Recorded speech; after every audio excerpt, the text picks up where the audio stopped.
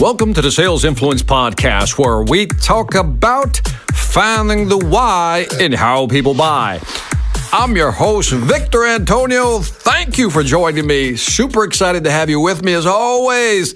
Today, we're going to talk about, are you ready for this title? Flipping the Duck.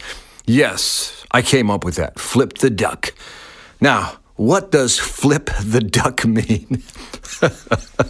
I got to be honest, when I came up with that title, I had to chuckle inside also. But there's a reason for it. There's a reason for it. Here it comes. And I'm going to tie it into sales. Now, let me say the phrase, sales process. Sales process. Sales process. Sales, transaction, process, sequence.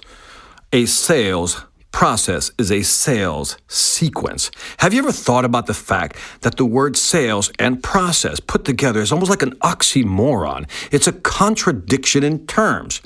See, a sale is never orderly. If you think about it, it's never done sequentially. I mean, I want you to think about it, especially if you're in the B2B space. Can we agree that a sale is never a straight line? It's never linear. Step A, step B, step C, step D, close the deal. If it was like that, that would be great. But we all know that when we hear the word process means sequence, but it also means repeatable and duplicatable. The fascinating thing is that every sales process, and again, especially in the B2B space, is very chaotic. In other words, it's always changing. The number of decision makers change. Their reference points change. In other words, are they using something or have they never used something? What type of company is it? What space are they in? All these variables make the sales process a very chaotic experience. So every sales process, again, is not orderly, it's chaotic. So when somebody says, do you have a sales process? I almost want to say, no, but I have sales chaos, because that's what we're dealing with. Now, what's interesting about chaos, for those who study chaos, I always ask people, what is the opposite of chaos? What is the opposite of chaos? And the answer is order. Every time you see chaos, there's always order. For example, let's say there's a duck on the lake. Here it comes. There's a duck on the lake. Now, on top, the duck looks calm and cool, right? Just kind of calm and cool. You see it cruising, leaving that ripple, that V ripple in the lake. But underneath the waterline, it's pure chaos. That thing is pedaling like mad, fighting turbulence, whatever it may be. It's chaotic. Now, when I look at the sales process, most people think it's like the duck at the top swimming. It's very linear, very smooth. But really, a sales process is much like what's going on below the water level on the duck. So let's go ahead and flip the duck. And now let's look at the chaotic piece, right? We know that a sales process isn't a linear process. It's not sequential. But from this chaos, from the fact that every person buys differently, the fact that decision makers have different ways of making a buying decision, because it's never a straight line and it's more chaotic, the question then becomes, can we apply order to this chaos? And here's what I mean by this. If you look at a sales process, again, we all know the sales process, right? You get them in the pipeline, then you set up the meeting. You set up the meeting, you get the decision makers in the room. Great, got the decision makers in the room. Next step is to do a presentation. Great, we do a presentation, and maybe following that or during that presentation, we'll do a demo. Then we may move to a field trial, and then after the field trial, we may move into a write-up of the actual results of that field trial, and then we'll get into pricing, then we'll get into negotiation, and then we'll close the sale. That's a sequential sale, right? But we all know it never happens that way, because there's a lot of back and forth going on. And again, players can change. Decision makers can jump in and out of the sales process at any given time. So it's very chaotic. So how is a salesperson supposed to deal with selling in a chaotic environment? Well, I believe you can apply some order to this. See, I truly believe that you need three cues to be effective at selling. Let me go through them and let's see if you agree with me. Because I think this, if there is a sales process, it really surrounds itself around these 3 Qs. Think of the 3 Qs in a circular pattern, right? You can jump from one to the other. It's never linear. The first one is that you as a salesperson have to have that emotional quotient. We've all heard that, right? That EQ. In other words, you have to be able to sympathize with your buyer. Now, if you're in the B2B space, guess what? On average, you will have 6 to 8 different buyers, which means that you have to be very sympathetic to these 6 to 8 different buyers. So you need to have a high EQ.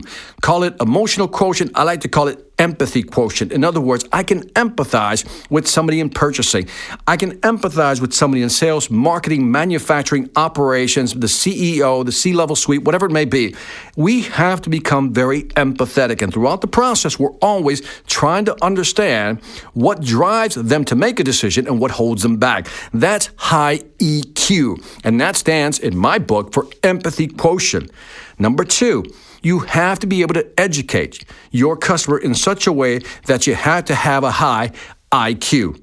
Now, again, it blows me away, blows my mind when I come across people, salespeople who don't know their products. And if you've listened to past sales podcasts, you've heard me explain some of these examples of encounters I've had with people who don't have a high IQ. Now, IQ means, again, IQ, intellectual quotient, but with regard to the products. Maybe we'll call that a product quotient, whatever it may be. But you have to be able to have a high IQ or product quotient. You got to know your products.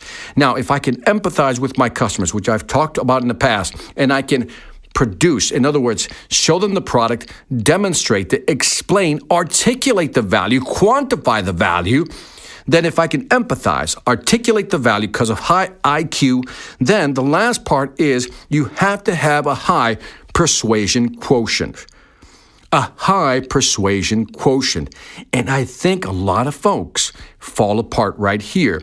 They know how to empathize. To be honest, I personally think that's the easiest piece. If you're just patient enough, you can empathize with your customers. I think it's tougher to learn the product, especially as you move up the complexity ladder. In other words, products get more complex, solutions get more varied. It becomes harder to really understand different solutions or put your arms around that. So I think it's tougher, but yet that's where the gold is. The gold is understanding products and how they apply to your customer's problem, how your solution applies to their problem. Now, even if you demonstrate empathy, even if you show them a high IQ or product quotient, that doesn't mean that they're going to buy. They're going to say something like, I'll think about it, let me get back to you, let me talk to my committee, maybe next quarter, now's not a good time, so forth and so on. So having a high persuasion quotient, which is how do you frame an offer? How do you get upfront agreements? How do you sequence your presentation and your pricing in such a way that you're more likely to get commitment than not? And these 3 things tied together, I think create what I call a real sales quote-unquote process. Because again, you're going to be jumping between empathy, education, and persuasion. You're going to be jumping back and forth depending on who you're talking to. And again, in a complex sale, when you're talking to 6 to 8 people, you may be empathizing with one person one day, but then you got to go into the product IQ the next day and educate. But maybe you convince them about the product, you understand them, you empathize, but now you got to persuade them to push the ball forward. So being able to, again, have a high empathy quotient, have a high product quotient, but more importantly, having a high persuasion quotient, being able to persuade, frame a conversation, and keep it moving forward and gain commitment. These are the 3 things that you need to have if you want to be effective at selling. So, is it important to have a sales process? Fine. Yes, go ahead. Studies have shown that you will be more effective in selling if you have a sales process. But keep in mind that the real sales process lies in your ability to bob and weave, to adapt to whether you should be more empathetic at the moment, or maybe it should be a product quotient thing where you need to educate, or maybe you need to persuade to move the ball forward. Being able to multitask, jump between these 3 quotients will allow you to be a more effective effective salesperson. And that is it for this Sales Influence podcast. Hope you enjoyed that. Let me know what you think. Don't forget to leave me some feedback on iTunes, Stitcher, or YouTube. You know the deal. Let me know what you think. I always appreciate your feedback. Also, check out my online sales training platform, the Sales Velocity Academy. 40 courses, 400 plus videos, and growing. All my books. So if you're serious about increasing your sales velocity, go to salesvelocityacademy.com. That's salesvelocityacademy.com. Lastly, I want to thank you for listening. This is Victor Antonio, always reminding you, selling ain't hard when you know how. Take care.